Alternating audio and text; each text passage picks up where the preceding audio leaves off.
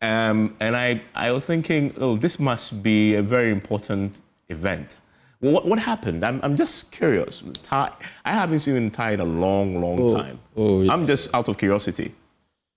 Well, we were sworn in as a board of Gapoha this morning. And because I have several other functions to attend, I have not had the chance to go home to change my dressing, so I decided to come. In other words, you would have come with what we know you to be. Yes. Okay. And that's one of the things that people haven't paid attention. He's also a board chair of the Ghana Ports and Harbours Authority. So you were sworn in today. And so we'll talk about that and his own ambition for Ghana Ports and Harbours. Let's start with something that I know is dear to your heart. What has been keeping you busy? Well, running the party and also assisting in implementing some government, specific government programs. In the past 6 months, I think I spent 3 months in participating or chairing the committee that interviewed about 800 applicants for the position of MMDCEs. People applied? Yes. Several of them applied. In fact, more than 2,000 applied, and they were shortlisted.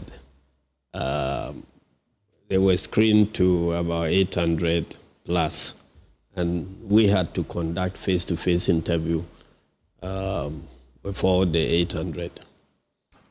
Settled on 261 for the MMDCE positions. When you say people applied, I was fascinated because often from the outside, it's as if because it's such a political process, somebody just makes a decision. You already know who's going to be based on the long service, loyalty, etc. People actually applied, and you sifted them based on what criteria? Well, we advertised within the party across the country. So in every district, people applied. And I know in some districts, more than 20 people applied. In one district? Yes. And so we established a committee at the regional level to screen them and then reduce the list to 3 per district. That was submitted to us in Accra. And we had to process it in other ways before we came to do the face-to-face interview. We subjected the short list to opinion polls by established pollsters in the various districts. And so they ranked them according to the order of merit. And then we did a security and background check with the help of NIB. They also produced a report. So with the 2 reports, we also had recommendations from the regions after their screening.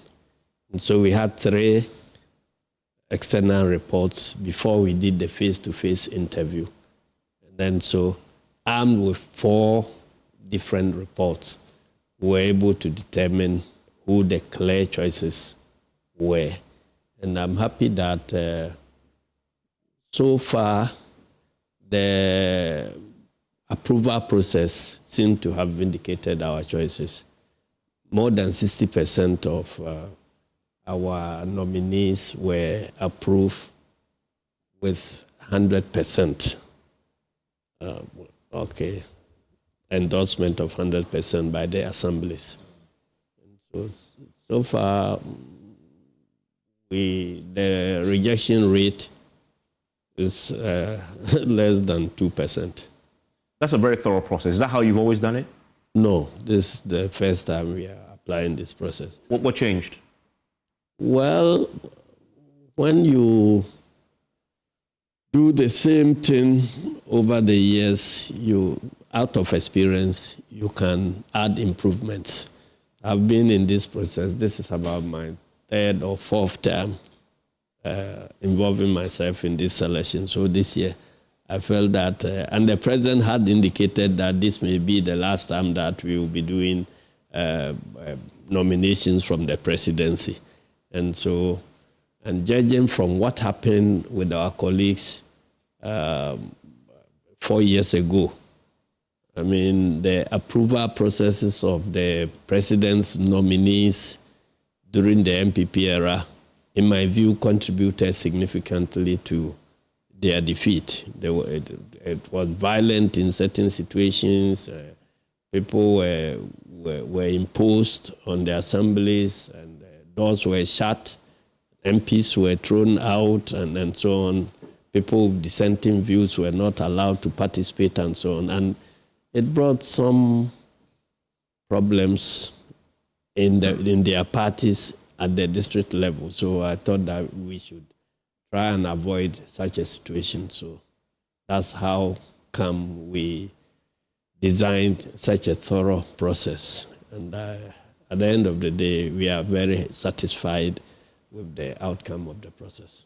So far, all of the districts have now been occupied, or do you still have places you want to fill? There are a few. We have done our screening for all the 261.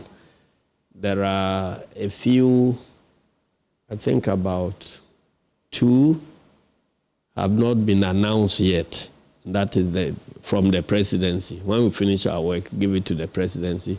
They have to take opinion on whether to accept our results or not, whether to tamper with it, and so on. So we have finished the 261. And from the presidency, I know about 2 are yet to be announced. 2 or 3 are yet to be announced. And then some additional 3 have not been successful with the first round, and they are waiting to go for the second round, and that's also. Otherwise, all the 255 also have been done.